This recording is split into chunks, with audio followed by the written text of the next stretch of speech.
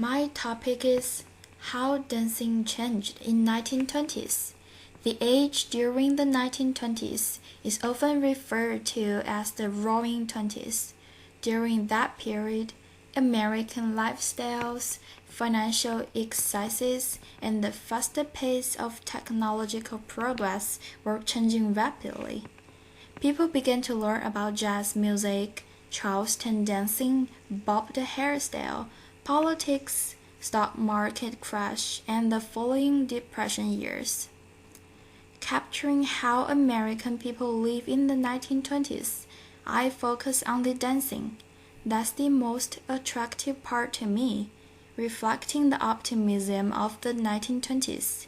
The new dances and music were full of energy and faster paced, and it could flourish because it was suited to the jazz and blues music tempo.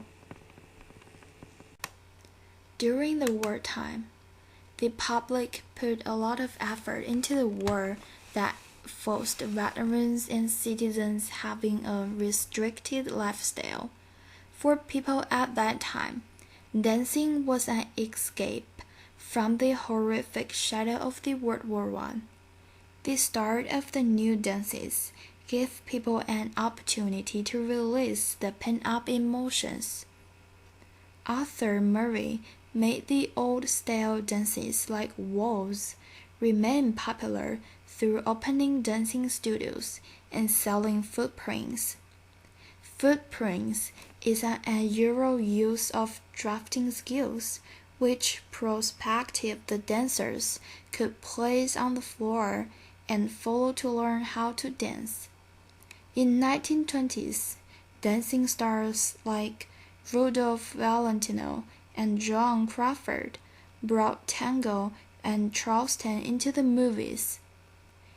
It was soon received a huge success and brought people a wave of enthusiasm to imitate their dancing style.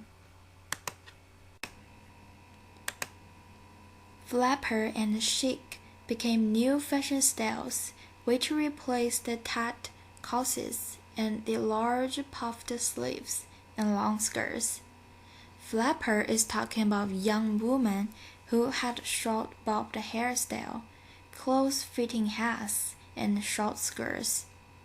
Chic is talking about young men who with ukuleles, raccoon coats, and bell-bottom trousers.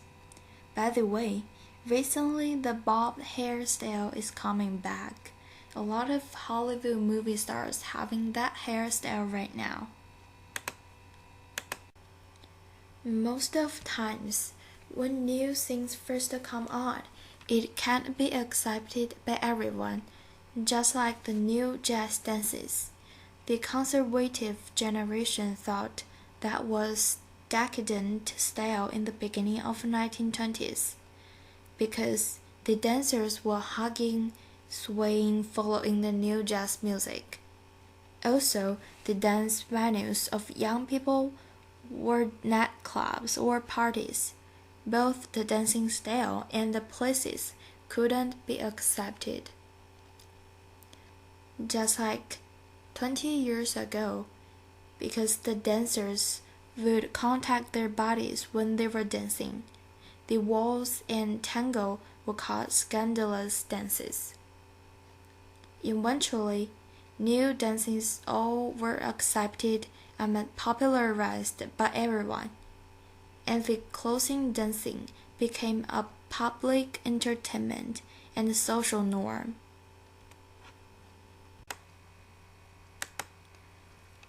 Companies began to use the new popular dances to make money. Like, they were selling dancing magazines. The first dancing magazine was called American Dancer, which was published in 1927. They also opening dancing studios and making a lot of Hollywood dancing movies. Or Dancing Daughters was one of the most famous one, by Joan Crawford. Charleston is most worthy to point out in 1920s.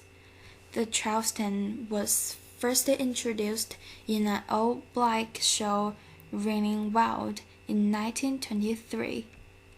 The song Charleston from James Johnson was inspired by African American dancers movement in Charleston, South Carolina.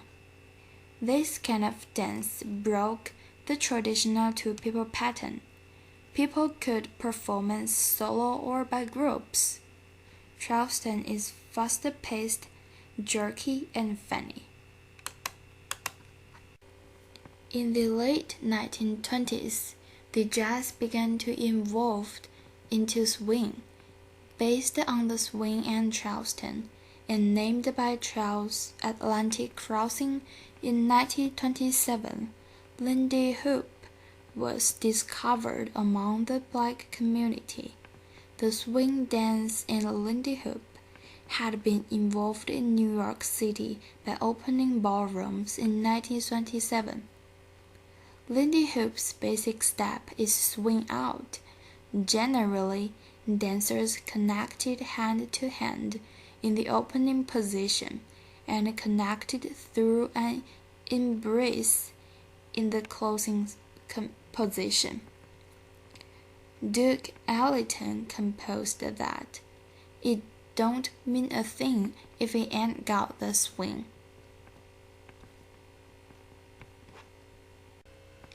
In 1929, the stock market crash on Black Monday indicated that the good time almost ended. America's mood changed during the Great Depression.